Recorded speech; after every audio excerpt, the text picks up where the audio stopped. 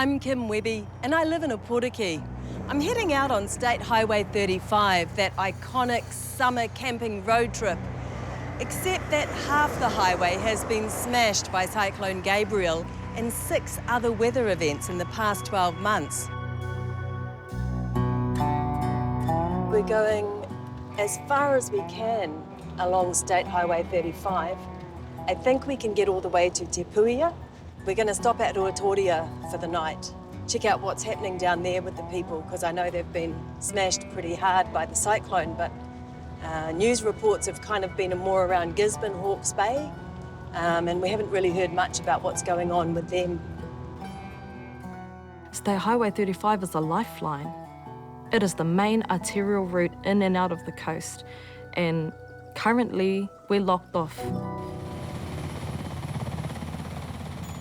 Ruatoria's Rawiniya Parata is spokesperson for Waiapu Civil Defence, run by volunteers.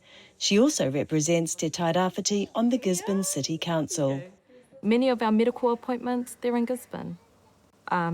Local services, car services, tyres, you name it, it's in Gisborne.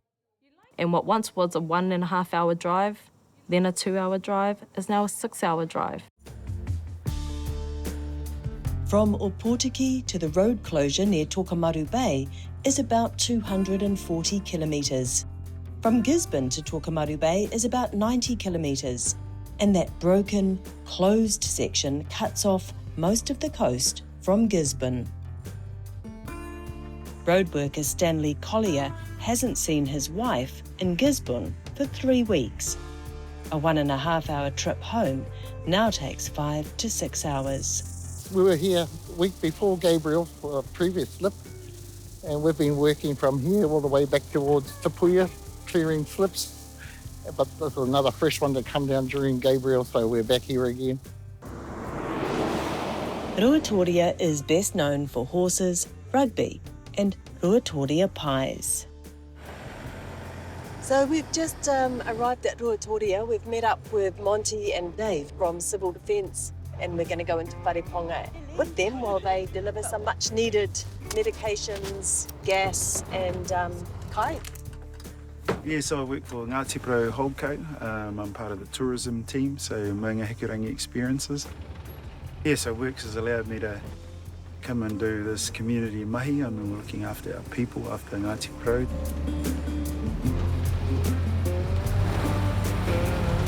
We have been in active civil defence for the last 20 days, and all of our volunteers have given 16 plus hours every single day for the last 20 days. We do not have people to sub us out. We do not take breaks. We are still going.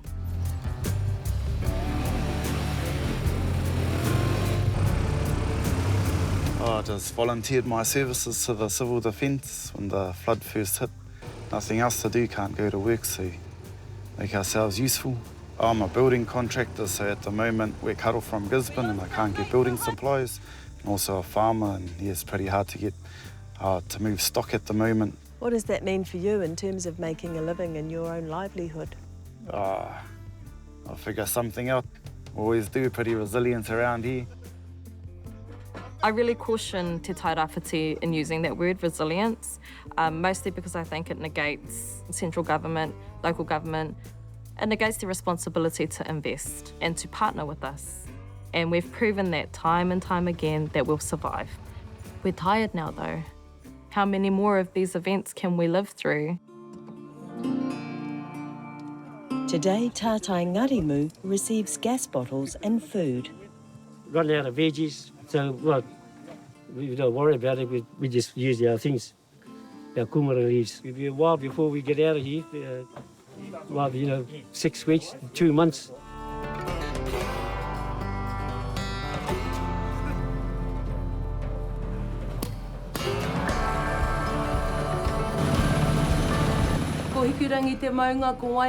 During Cyclone Gabrielle, Radio Ngāti Porou was an integral part of Waiapu Civil Defence's response. 4 staff broadcast non-stop for 48 hours.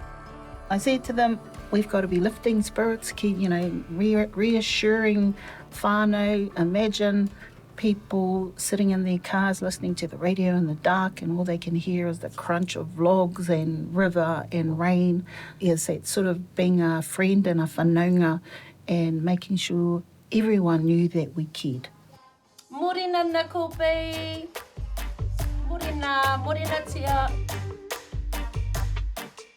Ruatoria Pies is a whānau success story, but since Gabrielle, they can now deliver their pies to only 5 out of 30 outlets.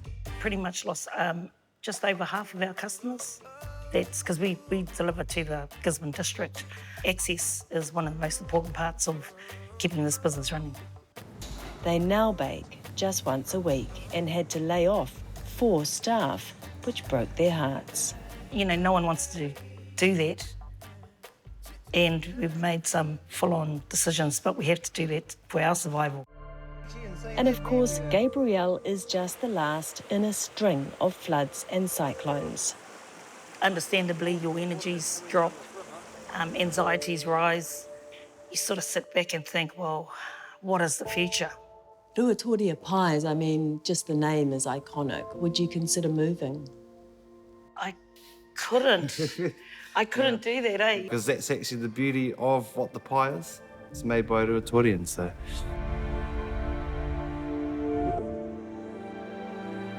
I can understand why some people would question our choice to live here. This whenua here is whenua that belonged to my tipuna, my ancestors.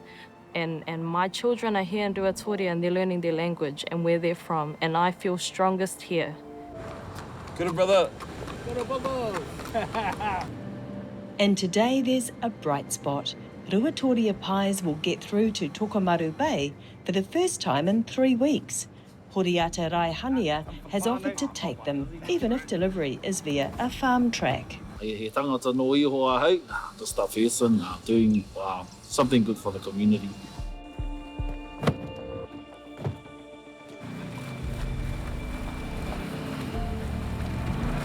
Collins Gutter's farm track is now the lifeline between Ruatoria and Tokomaru Bay, delivering more than just pies. The nurses are the main ones.